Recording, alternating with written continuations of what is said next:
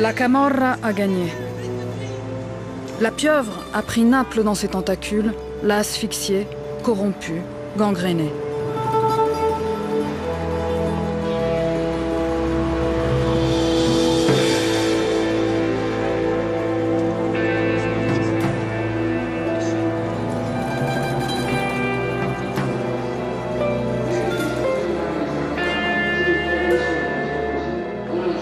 Naples est une ville envahie par la drogue, une ville en guerre.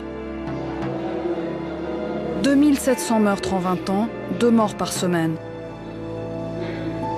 Les Italiens sont convaincus que la Camorra fait partie de l'identité nationale. Ils s'y sont résignés. Pas tous.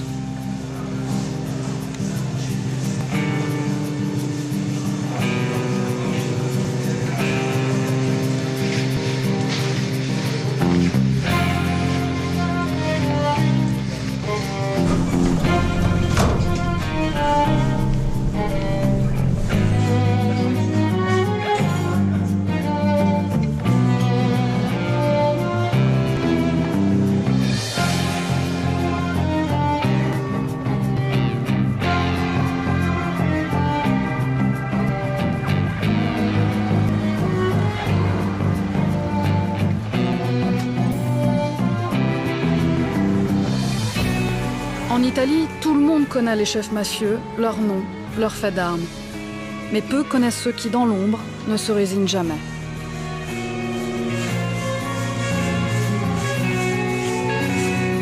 Si, tout à posto. Tout va bien, tout va bien. Ciao, Je t'embrasse, ciao. Un abbraccio. Ciao, bene. 9 policiers, 9 hommes de l'ombre, 9 incorruptibles. Voici leur combat.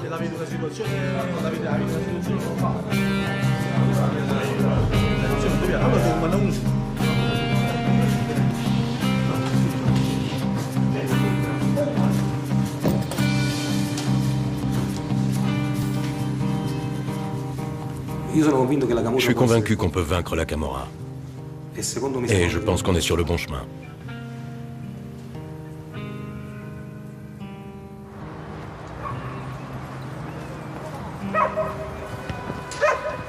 En matière de police, tout commence toujours par une descente à l'aube. Ici, dans une cité du nord de Naples, les Case Celesti.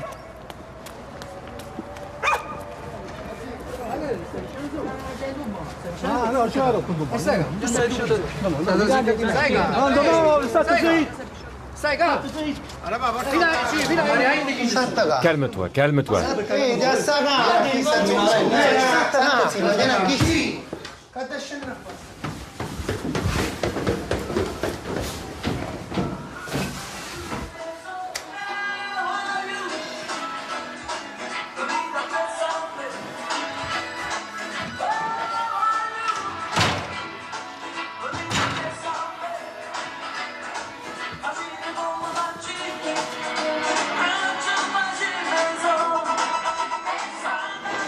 Et ça, c'est la porte qui donne sur le 2e étage. Oui, mais on l'utilise jamais, on sort par le rez-de-chaussée.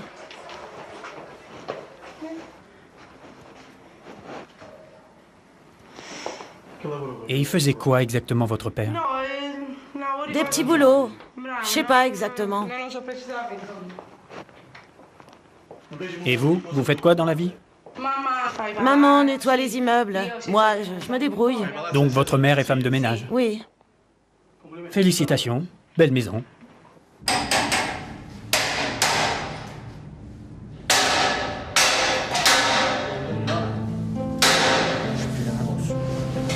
Dans les sous-sols des HLM lépreux, des portes blindées et des grillages protègent le trafic.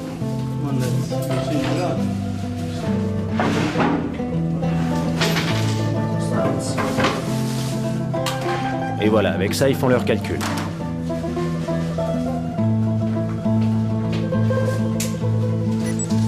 L'opération de la brigade a un objectif, repérer les hommes, cartographier les passages secrets. Peu importe si cette fois-ci, les caches sont vides.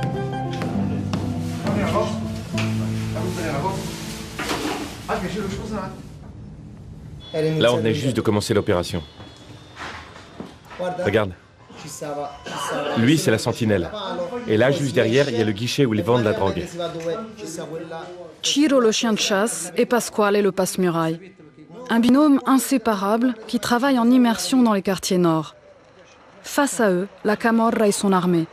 Ses généraux, ses sentinelles et le gros de ses troupes, les dealers de la rue.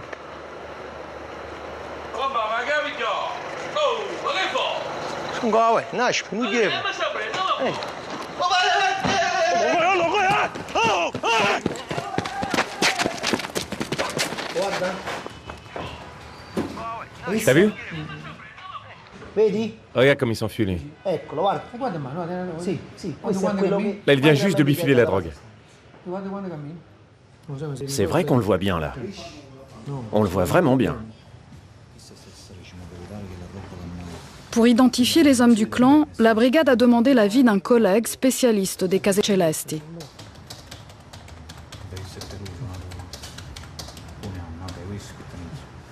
Ça, c'est Antonio, le frère du repenti. Celui qui a été assassiné le mois dernier. Alors attention, cette fille-là, elle vend de la drogue par tonne. On l'a identifiée, il faut l'ajouter au dossier. Et celui-là aussi. On l'appelle parfois le chinois, parfois le pipeau. Lui, c'est Spaghetti. Pourquoi? Peut-être parce qu'il est petit et tout sec? Et ça, c'est le berger. Entre nous, on l'appelle le chouineur. Parce que quand on l'arrête, il arrête pas de chouiner. Eh oui, quand la police l'arrête, il chouine. Mais pour vendre de la drogue, pas de problème. Ah, celui-là. Ah, celui-là, c'est Petit Papier. Sergio, le frère de Petit Papier, c'est quoi son nom déjà? Le Martien.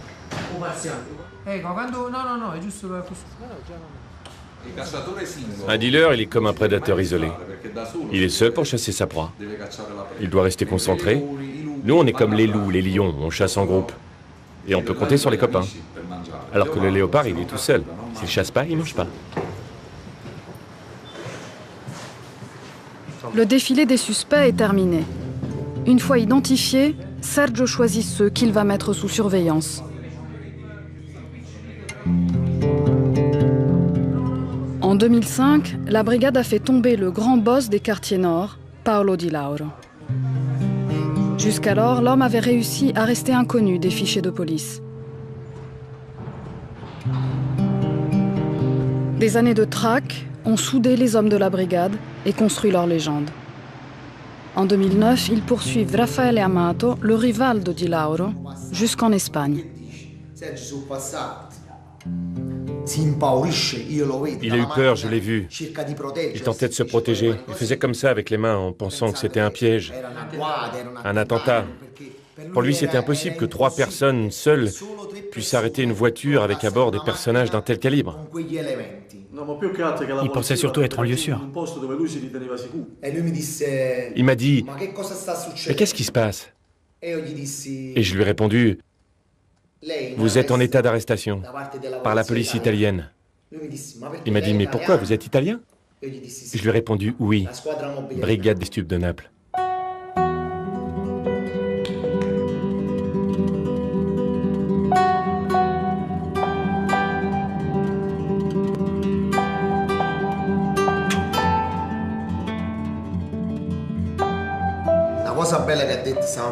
Après, dans l'avion, il s'est passé un truc drôle. Il m'a dit, tu voulais toucher le jackpot? Ciro, tu le voulais, le jackpot? Bon, je lui dis, j'ai essayé. Et lui me fait, tu sais, nous aussi, on connaît les lois espagnoles. Tu n'as qu'un seul mandat, pour moi. Un seul. Donc, pour mon frère et mon neveu, tu peux rien faire. Donc, Ciro, t'as pas touché le jackpot. Pour les 2 autres, on a bien reçu les mandats, mais 48 heures trop tard. De toute façon, le frère d'Amato, il doit courir. Il doit se cacher et courir. Il doit penser que où qu'il soit, on est toujours derrière lui. Comme disait l'autre, celui qui fuit sait ce qu'il fuit, mais ne sait pas ce qu'il trouve.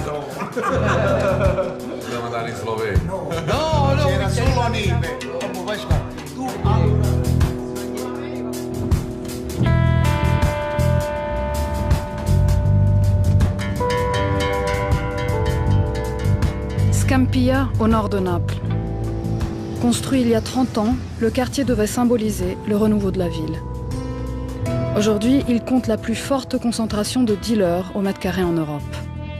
Ici, on fabrique, on teste, on distribue, on vend et on exporte.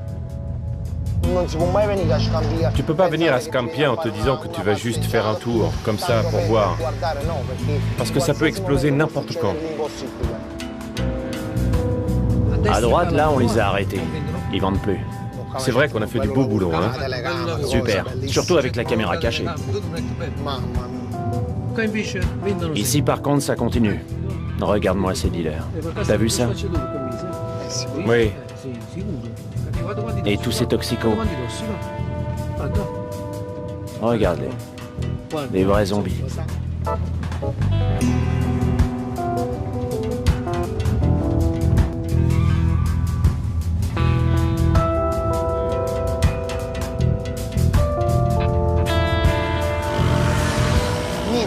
Ici, rien n'est fait au hasard. Tout le monde a un rôle.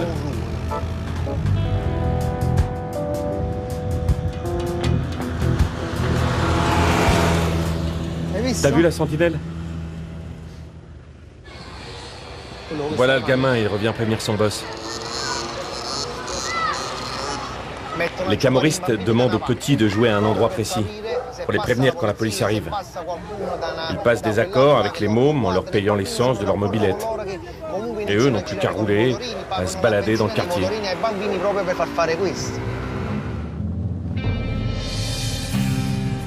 Regarde, le chef arrive. Merde, il a tourné la tête.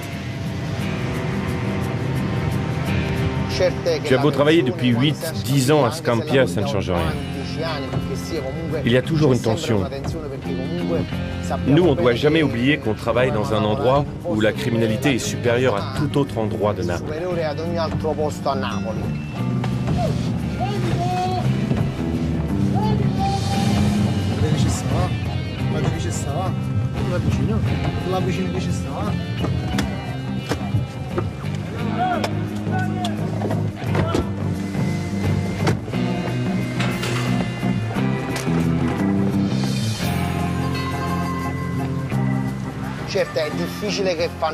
C'est rare qu'ils soient agressifs vis-à-vis de nous, parce qu'ils nous connaissent.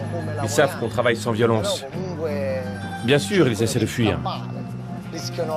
Ils risquent leur vie tous les jours, la prison à chaque instant. C'est ça leur vie. Et nous, voilà la vie qu'on doit mener pour réussir à les arrêter. C'est une lutte permanente. Et tu vois là, toutes les caves, elles communiquent entre elles.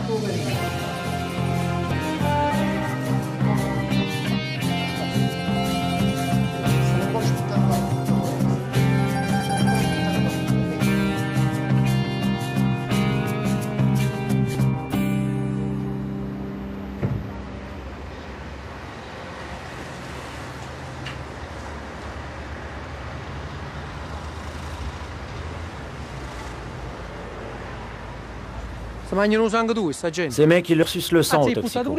Et les autres, ils leur donnent tout ce qu'ils ont. Regarde-moi. Dieu, regarde combien il y a de dealers là-bas. C'est pas vrai.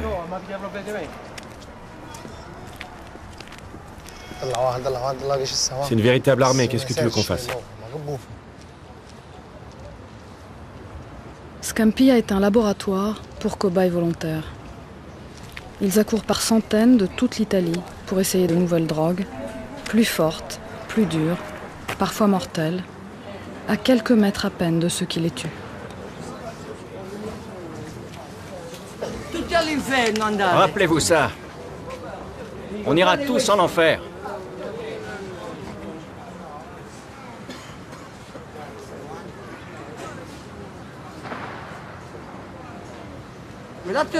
L'autre jour, un mec est mort. C'était mon copain.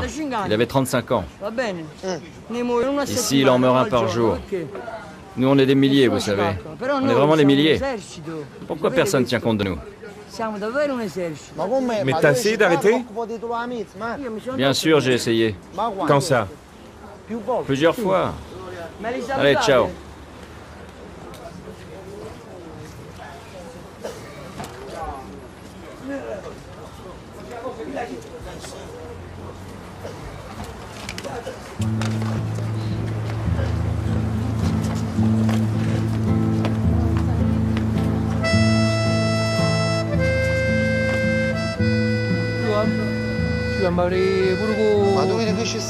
Regarde-moi ça, c'est pas vrai. Il faut intervenir. Pasquale, qu'est-ce qu'on fait? On appelle les services sociaux, il y a urgence.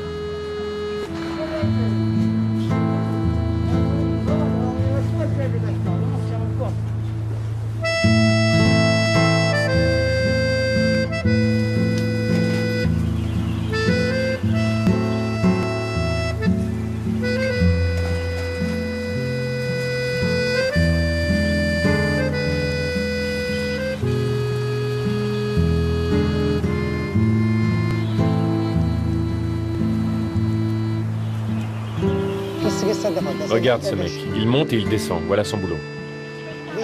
Et ceux-là, ils patrouillent autour des immeubles.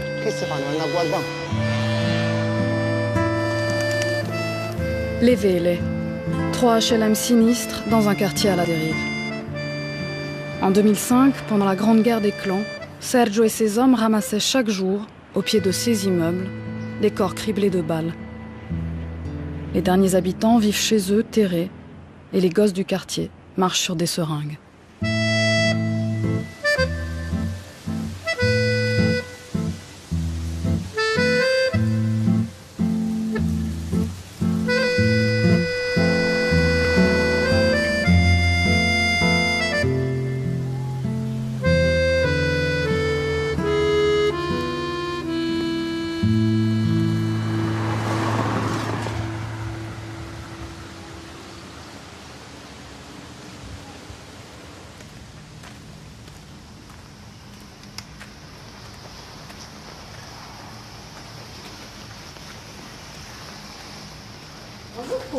Tu veux quoi?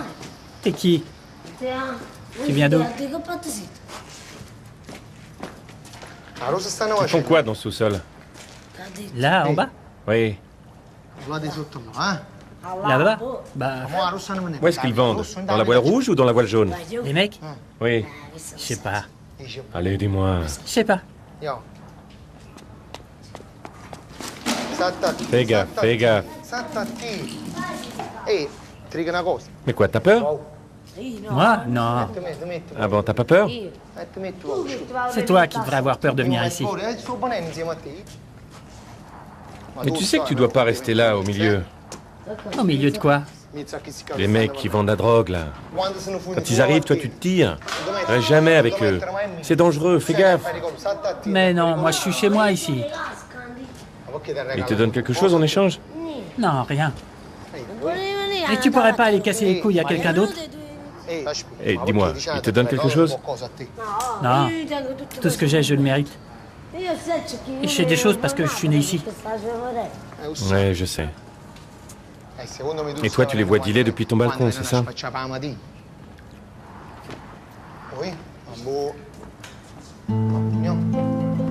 Allez, salut. Salut.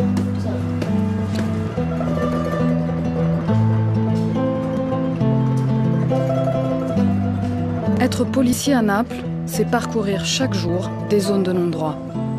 Le trafic est démesuré, l'État impuissant, les habitants résignés.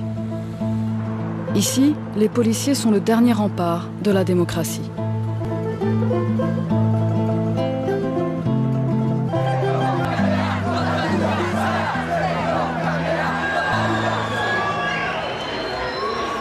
Sergio Cicerone, tu nous casses les couilles. Laisse tomber les camorristes.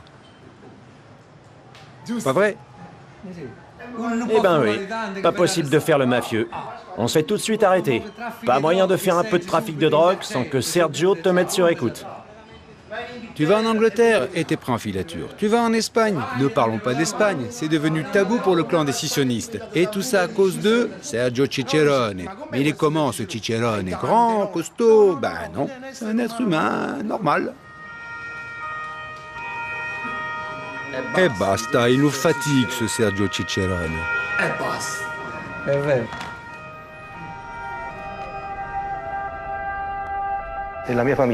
Dans ma famille, personne n'était dans la police. Mon père était infirmier. Et il n'a jamais accepté l'idée qu'on pouvait se faire entraîner. Le type qui se fait entraîner, chez nous, ça n'existe pas.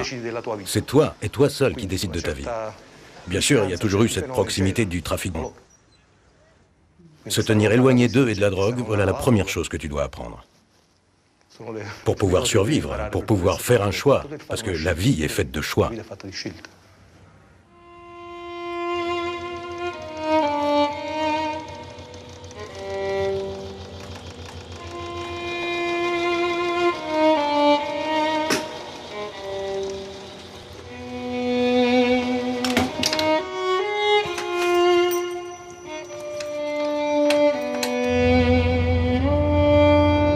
Pasquale aurait déjà dû m'appeler. Ah, le voilà. Clio en mouvement, ok.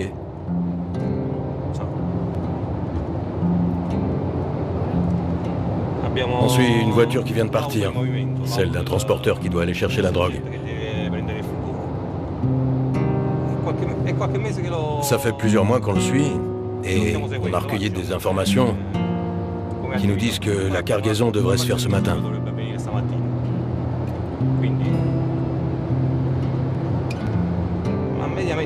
En moyenne, on fait 1 ou 2 opérations par mois. Ça dépend de l'organisation des transports. Parce que si le clan sur lequel on travaille fait un seul gros transport par an, on doit attendre le fameux transport.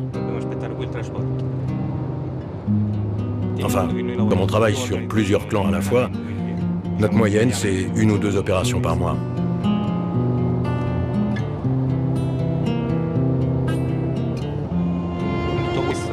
Et avec tout ça, en 48 heures, on a dormi 3 heures.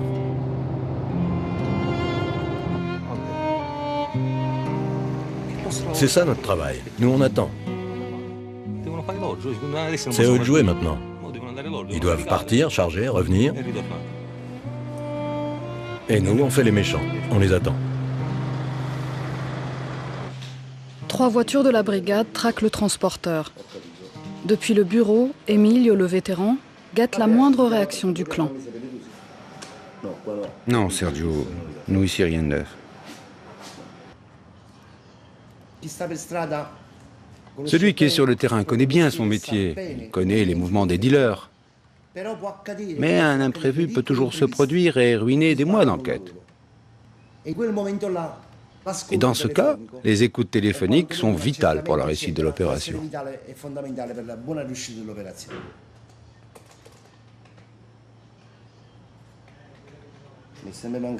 Le terrain me manque, moi. C'est normal que ça me manque. J'ai toujours été dans la rue. Depuis que je suis entré dans la police. Alors, ça finit par te manquer. Le travail du terrain. Énormément. Et ça va me manquer jusqu'à la fin de ma vie. Le terrain, c'est fondamental. C'est la connaissance des quartiers, des hommes, de l'être humain en général. Toute cette organisation de clans qu'on dessine ici, au bureau, ensuite tu la projettes sur le terrain. Et si tu ne connais pas la rue, tu ne connais pas ton boulot. Celui qui ne connaît pas la rue n'est pas un bon policier. Tu sais, les clans camoristes s'inspirent des tribus des grands singes. Ils sont méchants, violents et ils se font continuellement la guerre. Bon, soyons sérieux, faut pas la rater cette opération.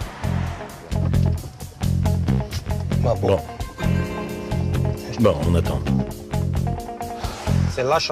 S'il quitte la voie principale, il entre dans la campagne. Et une fois là-dedans, comment on fait? Si on suit le camion pendant qu'il va charger, ça devient très dangereux.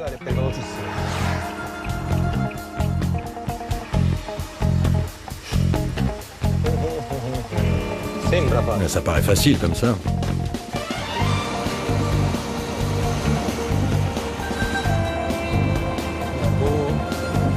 Ok, mais le collez pas trop.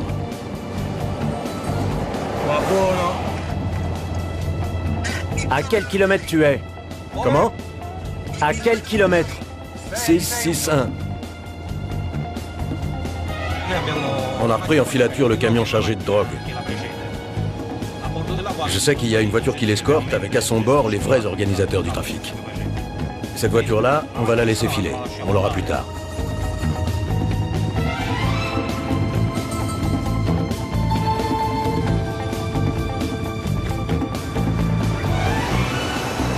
C'est bon, ils l'ont coincé.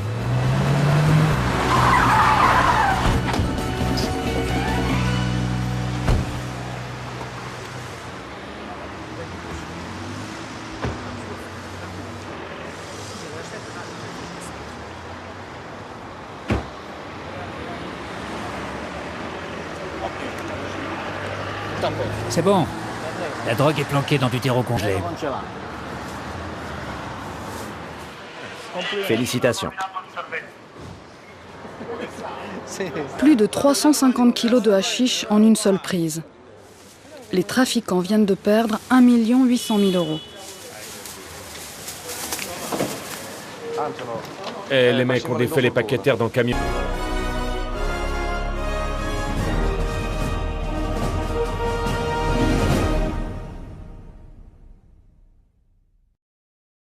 On va pas se mettre à planter des rosiers ici.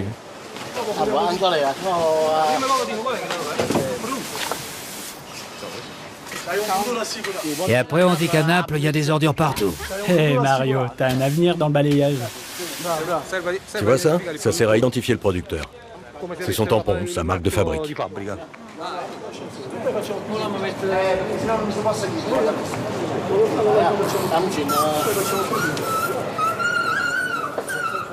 C'est ça. Aide-nous à transporter toi aussi. Vas-y mon gars, pousse le chariot, pousse. J'ai besoin de mes pilules. Mes pilules pour le cœur. Bien sûr, on te les apporte.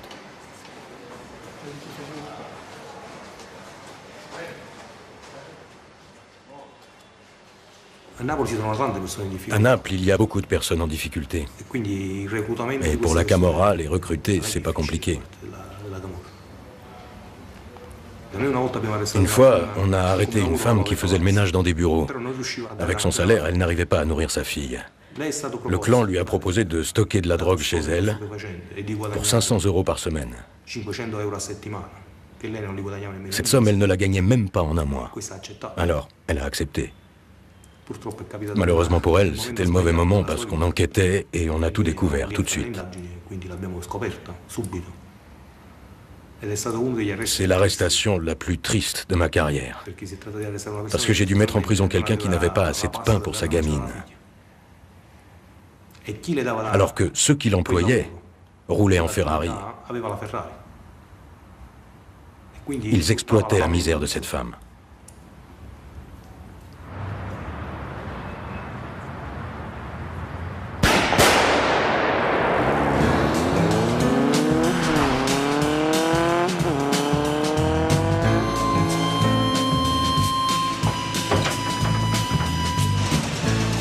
Étrangement, l'opération saisie de la brigade aura peu d'écho. Le lendemain, la presse fait sa une sur l'assassinat d'un boss de la Camorra. Honnêtement, ce serait pas plus agréable de lire un journal qui titrerait « Petite poule volée chez la voisine », non? Regarde ça. Un boss des scissionnistes abattu. Voilà les gros titres de ce matin. Et puis des histoires de raquettes, des vols. Et ça, c'est tous les jours.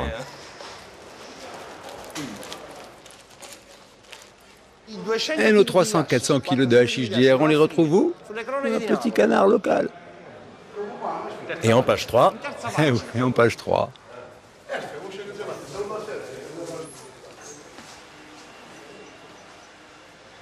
Qu'est-ce que je fous là?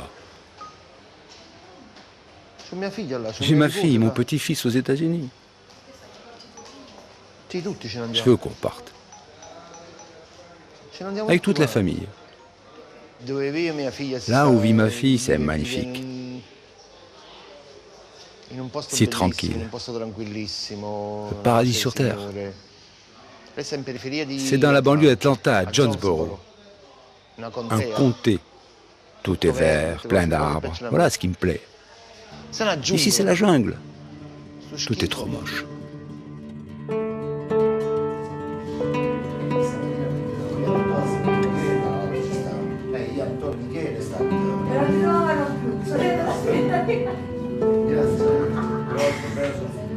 Moi, quand j'étais gamin, j'arrêtais pas de me bagarrer avec tout le monde dans la rue. Je me battais du matin au soir. Je me levais jusqu'au coucher. Je me levais le matin pour cogner. À midi, je cognais. Et le soir, je cognais encore. Je savais rien faire d'autre. Du matin au soir avec tout le monde. J'avais de mauvaises fréquentations quand j'étais jeune. Beaucoup de mes copains de l'époque sont morts assassinés. D'autres sont en prison. D'autres encore sont devenus toxicos. Parmi ceux que je connaissais dans ma jeunesse, peu sont encore en vie. Et alors quand je parle avec eux, je me dis, attends, si tu n'avais pas fait le bon choix, tu aurais connu le même destin. Papa, ouvre-moi. J'arrive. C'était qui le chef du clan décisionniste? Raffaele Amato. Amato, avec son beau-frère qui s'appelait Pagano? Cesare. Cesare, bravo. Et ils sont où? En prison ou dehors? Dehors. Non. Dedans. Tous les deux ou un seul? Tous les deux. Bravo. Et qui les a capturés? Et moi. Moi. Enfin, toi aussi. Qui les a capturés? La brigade? Des stups. Et quelle équipe? La tienne. T'as pigé?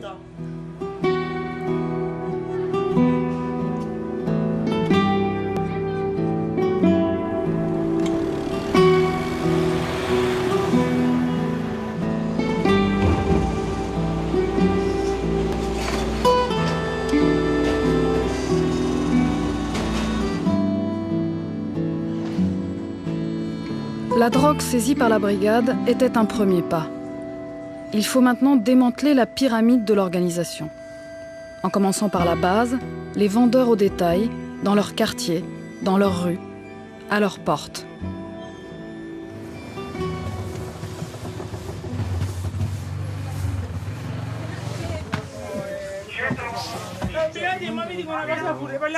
Je vais être honnête. C'est vrai, il travaille pas. Mais moi, si. Vous, je sais. Mais, madame, votre frère est un grand garçon. Je vous le fais pas dire, brigadier.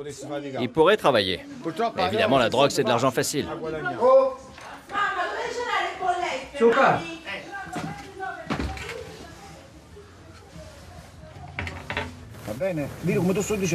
Je vais être très clair. Si t'as planqué de la dope dans la maison, tu le dis. Et on règle ça entre hommes. Si on trouve quelque chose et que tu nous as rien dit, ça veut dire que la drogue, c'est celle de ta mère, de ta sœur, et on arrête tout le monde. T'as compris? Non? Alors t'es pas un homme. Ça suffit, je veux plus t'entendre. Chez toi, ça va pleurer. La maman, la sœur, les enfants, les assistantes sociales. Moi, je dis ça, autant que tu le saches.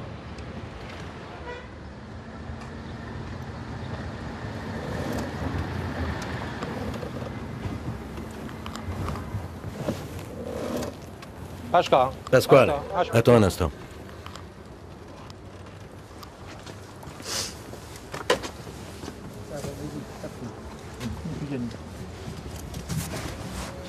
C'est que du chic. Je t'avais prévenu. Allez, ça va, t'as parlé, tu t'es racheté. Top? Mais c'est quoi cette marque? Madame la juge, il y avait un demi-kilo dans la voiture et encore 450 grammes dans la maison. Mon fils, rends-moi mon fils. Maman, calme-toi, calme-toi. Je vous raccompagne. Oh, mon fils. C'est pas grand-chose. On va l'emmener au bureau. Allez, on va s'occuper de lui. Oh, rendez-moi mon fils.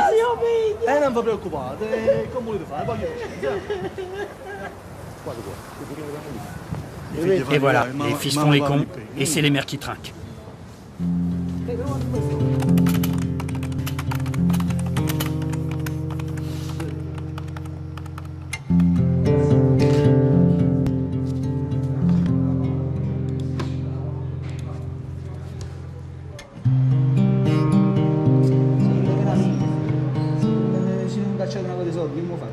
Notre travail se termine au moment où on les arrête. Parce qu'on les traite bien, mieux que ce à quoi ils s'attendaient. Et ça les surprend. C'est un avantage pour nous.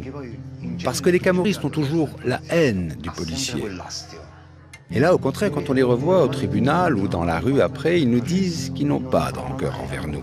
Parce qu'on les a bien traités. Ils disent « Non, brigadier, vous n'avez fait que votre travail. » Et ça, on n'oublie pas.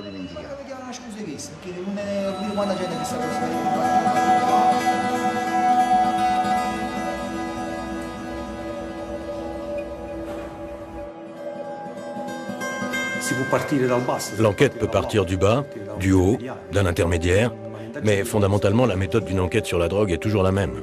C'est très répétitif.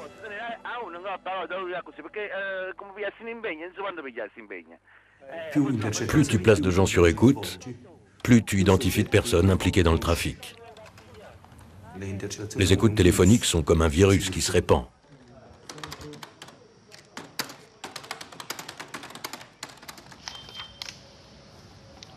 Ah oui, faudrait une par une. Et j'en suis qu'à la moitié. Des dizaines d'écoutes chaque jour, des milliers par mois. Autant d'éléments qu'Emilio doit classer pour monter les dossiers d'inculpation.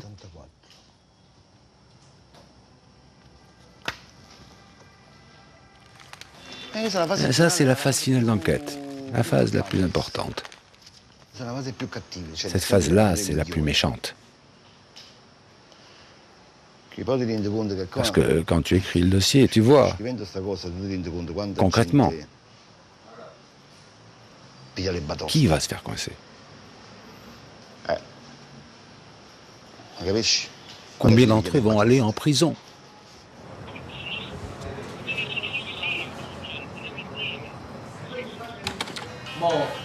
Dernière nouvelle, il bouge. Federico a appelé un certain Gigino ou Carmine. Apparemment, ils sont prêts. Il a dit, faut partir.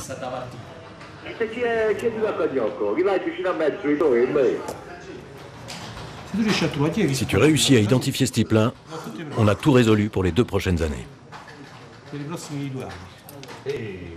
Mais c'est qui, ça? Pablo Escobar?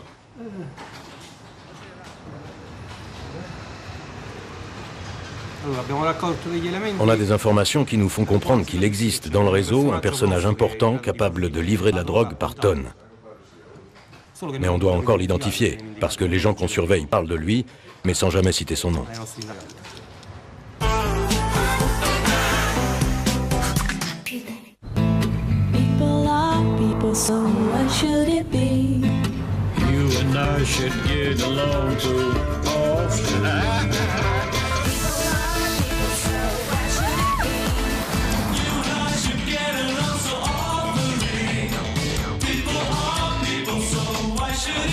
En janvier, il y a déjà une Golf pour 155 € par mois.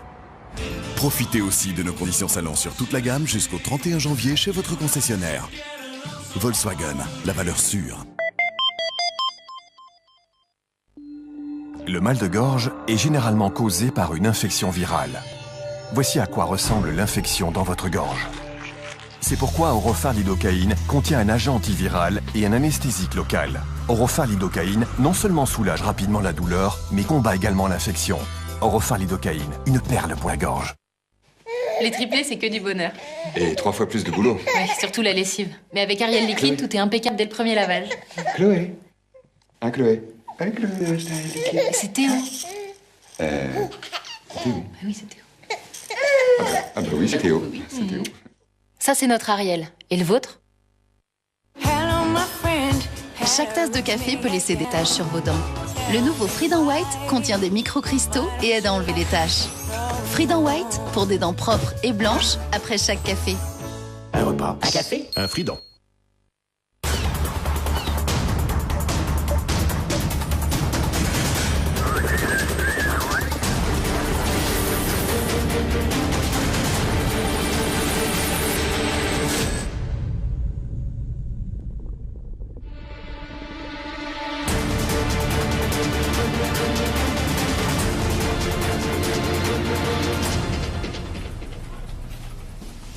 Pour Pour votre crédit et votre épargne, Banque CPH. Imaginez tout ce qu'on peut faire pour vous. Banque CPH, la volonté de réussir ensemble. Un gros rhume, et c'est l'avalanche de mouchoirs. Des mouchoirs, toujours des mouchoirs. Otrivine Duo est un spray nasal qui agit sur 2 symptômes du rhume. Il régule l'écoulement nasal et dégage le nez. Vous respirez enfin facilement. Otrivine Duo. Quand j'étais petit, Mam m'a préparé sa pâte fraîche, qu'elle garnissait des ingrédients les plus savoureux. Et dans la cuisine flottait cette délicieuse odeur de pizza fraîche qui cuit au four. Arrête de rêver, mon fils. Mange ta pizza. Casa di Mamma de Dr. Rutger. Une pizza surgelée aussi savoureuse que la pizza fraîche que Mam m'a préparée. Mais qu'est-ce que c'est que ça?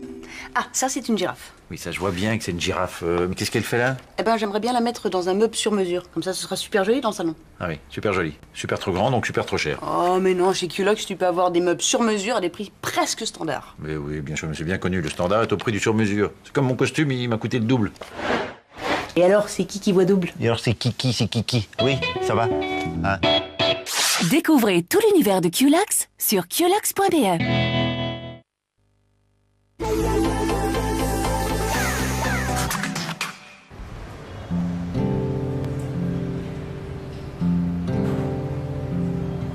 La nuit est venue et les téléphones des mafieux continuent de sonner.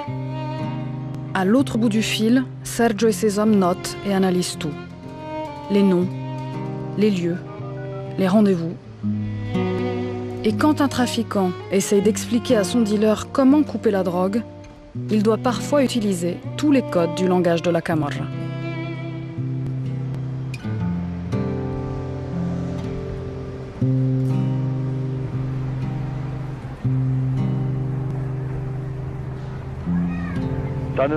Allora una mezz'oracina, allora fa una cosa, siamo già a turno. Fa portare la macchina che dall'altra da mia, Gallette e Ginnotto. Mamma mia, come la ci fa capire?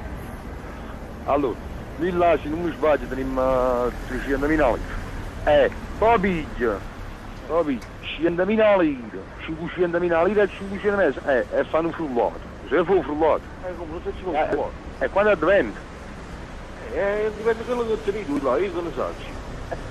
Mannaggia, lo bucchino di... Allora, un chilo di patate, un chilo di cipolla, un chilo di banane. Ah no, e un chilo di preservativo. Messi insieme quando ne sono? A posto, ma hai capito mo che andiamo in galera, come? Ciao. Tu vois ce type, il a déjà compris qu'en parlant aussi clairement par téléphone, ils iront tous en prison. Mais pour intercepter un dialogue de ce genre, on a dû patienter. Parce qu'en 6 mois d'écoute, c'est la première fois que ces gens font une telle erreur. Pas à pas, l'enquête avance. À chaque étape, le dossier monté par la brigade est supervisé par l'un des 18 magistrats du pool antimafia de Naples. Longtemps, la brigade a eu son juge, un magistrat jeune, courageux, Giovanni Corona. Cicerone et ses hommes sont des gens qui veulent travailler. Ils sont pleins d'enthousiasme, complètement dingues de leur travail et incapables de penser à autre chose du matin au soir. Et pourtant, ils sont payés une misère. Et leur seule récompense, c'est ce bravo, bon travail, dit par moi ou par l'un de mes collègues.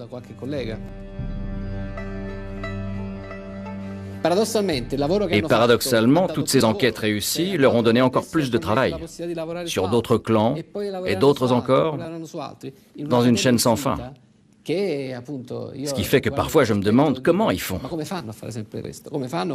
Avec quelle force d'âme ils se lèvent tous les matins depuis 20 ans pour écrire leur dossier à charge, retourner à leurs écoutes, et parfois entendre les enfants de ceux qu'ils ont arrêtés il y a 20 ans, voire même les petits-enfants de ceux qu'ils ont arrêtés il y a 20 ans. Rien n'a changé.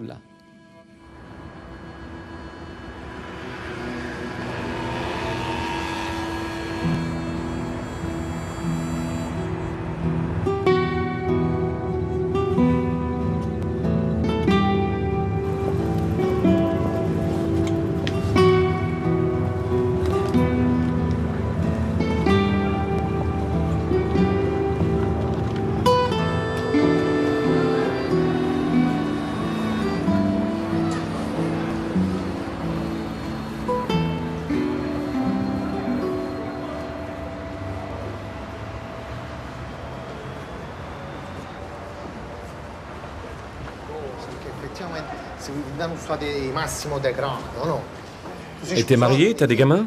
Ouais. Et les gamins, tu les fais sortir? Non, jamais. Comment tu t'appelles? Jenny. Et je vais te dire une chose. Même si tes enfants ne sortent pas, ils voient forcément ce qui se passe en bas. Des gens qui vendent de la cam, des drogués. Ben ouais, mais c'est comme ça. Et donc ils sortent, et ils voient ça. J'ai parlé à un gosse qui m'a dit, je les vois, ils se piquent dans les caves, ils se droguent. C'est quelque chose de terrible, non? C'est triste, mais c'est comme ça. Sincèrement, on peut pas tout mettre sur le dos de la criminalité. Ah bon, alors à qui la faute? À mon avis, au gouvernement italien. Écoute, je suis policier. Toi, t'es un homme sain. Tu as réussi à rester sain, même en vivant à Scampia. T'as toujours travaillé, et ça t'honore. Mais tu as un petit défaut.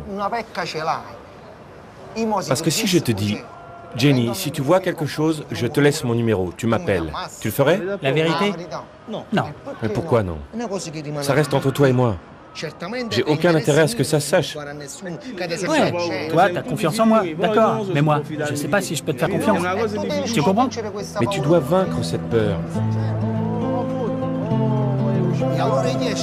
Alors à qui appartient cette ville? Si tu vis ici comme ça, sans rien faire pour que ça change, à qui appartient la ville? À toi ou à eux? À eux.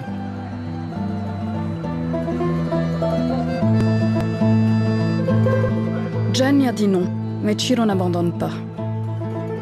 À Naples, Sergio et ses hommes se battent chaque jour pour que la ville et ses habitants reprennent leur destin en main, pour que Naples ne soit plus la cité des morts.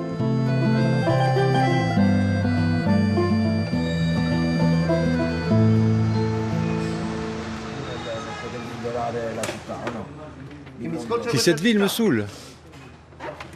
Tu veux savoir si cette ville me saoule? Attends, objectivement, même si c'est qu'une goutte dans l'océan, sur les 4-5 dernières années, dans Secondigliano et Scampia, regarde tous les clans qu'on a détruits. Oui, mais ça résout pas le problème. Non, mais au moins on les a affaiblis. Le problème, c'est pas la police, c'est pas les clans. Il y a un autre problème, Nunzio, c'est les gens. Les gens ne comprennent pas. Les gens pratiquent trop l'omerta dans cette ville. C'est parce qu'ils ont peur aussi. Peur, l'omerta, la culture aussi. Ils veulent être tranquilles. Non, c'est surtout la culture.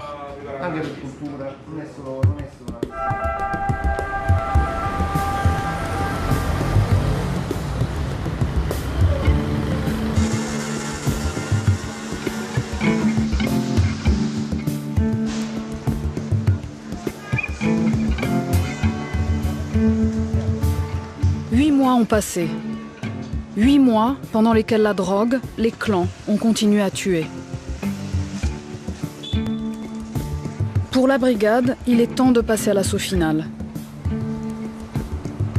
Sergio et ses hommes ont repéré la villa d'un riche trafiquant. Ils doivent arrêter les suspects, saisir leur matériel de fabrication et leurs armes.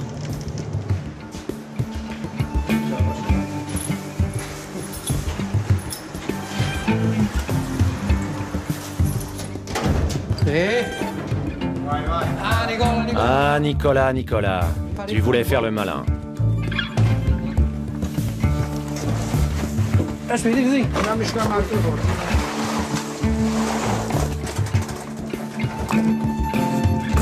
Il y a de l'herbe.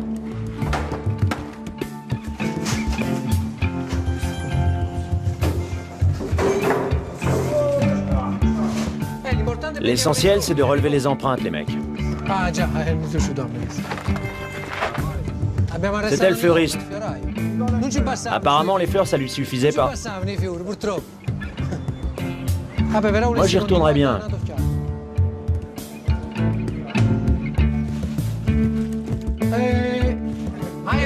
Ne jamais renoncer. Eh oui. Il y a encore des taches blanches.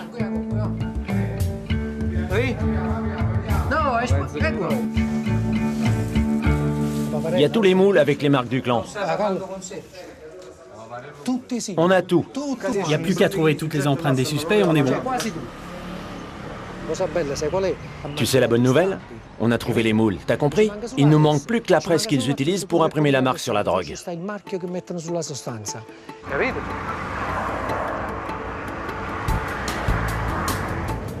Pasquale emmène la drogue et les trafiquants à la préfecture.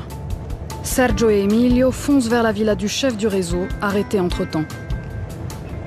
Le dossier à charge reste incomplet, il manque la preuve ultime, les armes du clan, qui doivent établir le caractère criminel de l'organisation.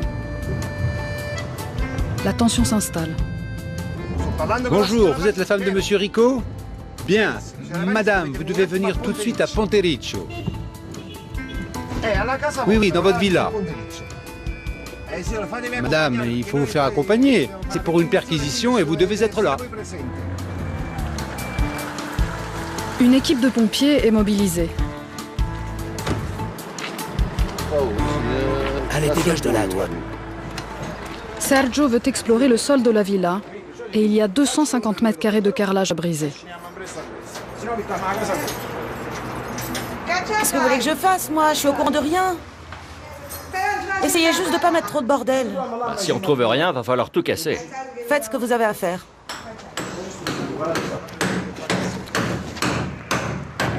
Non, il n'y a rien.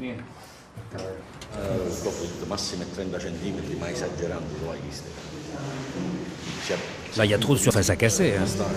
Et vous avez vu l'épaisseur du sol?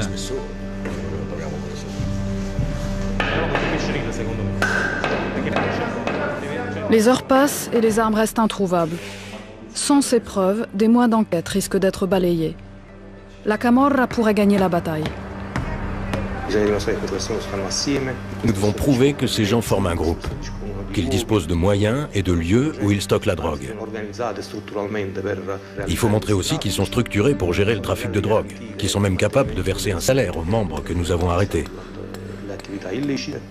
Ce sont des preuves indispensables à notre enquête, qui pèseront lourd dans le verdict et les peines prononcées par le tribunal.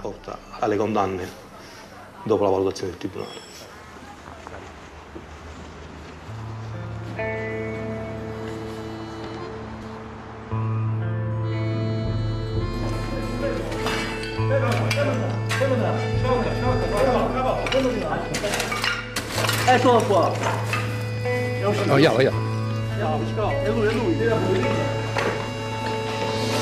On les a là. On les a. Eh bien aujourd'hui encore, on a bien gagné notre route.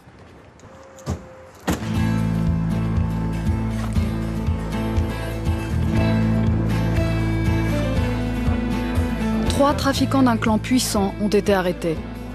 Sous le sol de la villa, il y avait tout l'arsenal du clan et dans le garage, plus de 100 kilos de hashish et de cocaïne. Le réseau est démantelé.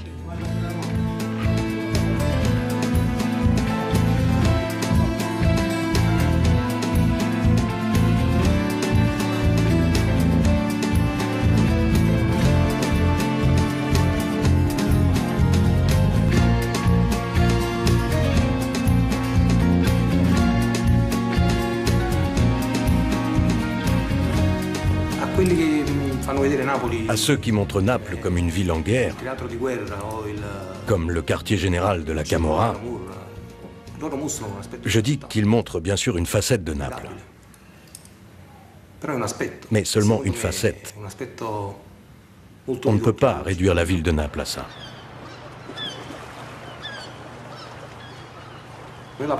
Nous, notre mission, on l'accomplit.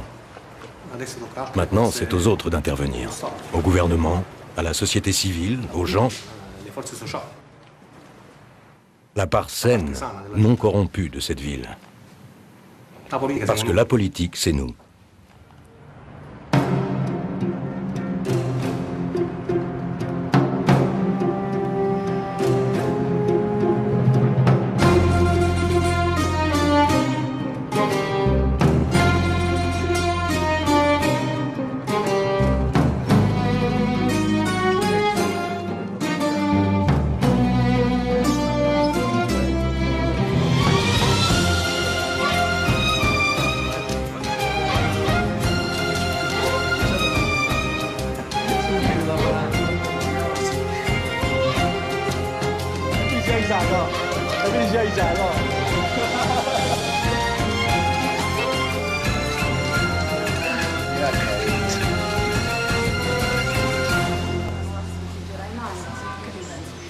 Et toi, tu en penses quoi?